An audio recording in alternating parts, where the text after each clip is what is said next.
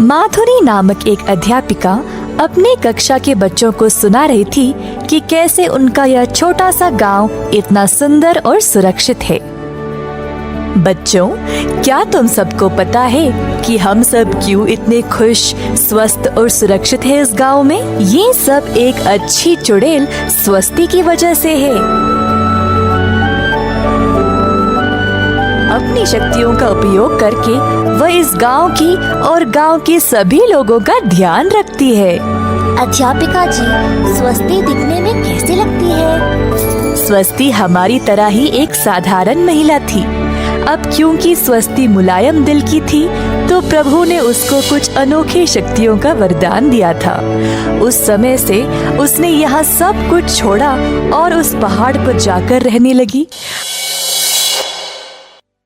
आज तक इस गांव में किसी को भी कोई आपत्ति नहीं हुई उसी की वजह से। यहाँ के खेत, फूल, फल, लोग, उसने हर एक चीज का ध्यान रखा है। उसी की वजह से हम यहाँ एक सुखी जीवन बिता रहे हैं। पर अध्यापिका जी, क्या हम स्वस्ति को देख सकते हैं? स्वस्ति इसी गांव में रहती है, वो पहाड़ नवरत्नम के ऊपर। लोगों की उपस्थिति होने के समय वो आगे नहीं आती। अपनी शक्तियों से वह कोई भी मुसीबत को महसूस कर लेती है और कोई हानि पहुंचने से पहले ही उसको रोक देती है। लोग उसकी पूजा करने उसी पहाड़ पर जाते हैं। तो किसी को भी नहीं पता कि स्वस्ति दिखने में कैसी है ना? पिछले कुछ सालों से स्वस्ति पहाड़ के नीचे केवल 9 बार उतरी है, और वो भी सिर्फ कुछ कीमती मोतियों को पहाड़ पर रखने के लिए। ये मोतियाँ उसके स्वभाव का वर्णन करते हैं, तो इनको अपनी सही जगह पे ही हमेशा होना चाहिए, नहीं तो बहुत बुरा होगा। अब चलो बच्चों, आज के लिए इतना ही। सब अपने अपने घर जाओ। अब एक बच्चे के पिता उसको लेने आए थे, तो उन्होंने भी अध्यापिका जी की कहानी सुनी। उसका नाम था गणेश और गांव में नया आया हुआ था।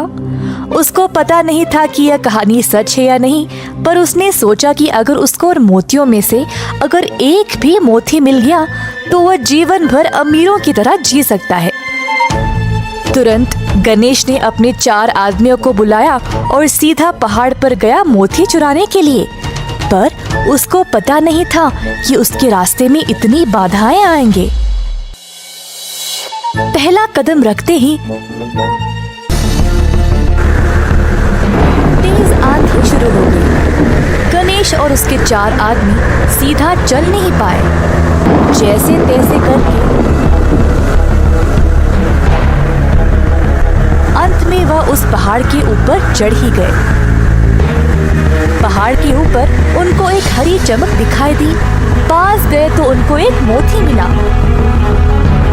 गणेश खुशी से झूम उठा और मोती को उठा लिया। मोती को उठाते ही भवंडर शुरू हो गया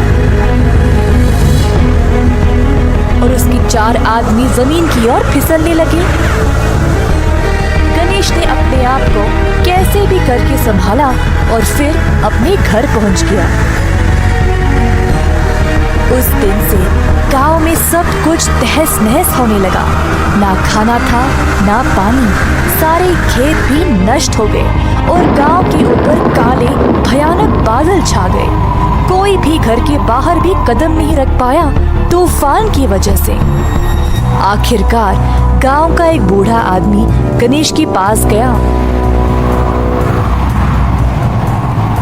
और बोला, तुमने बहुत गलत किया।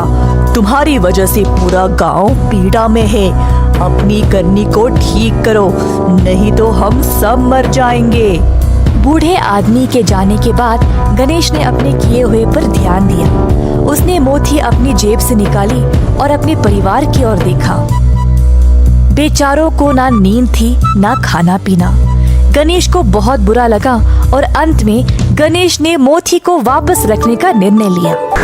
आंधी के बीचों बीच गणेश वापस उसी स्थान पर गया और मोती को वापस लौटा दिया।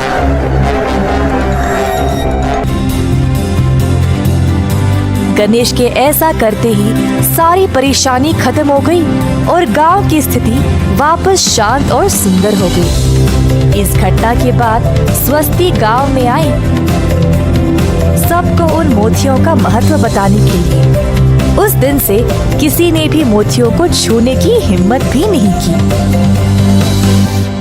जादुई घड़ा।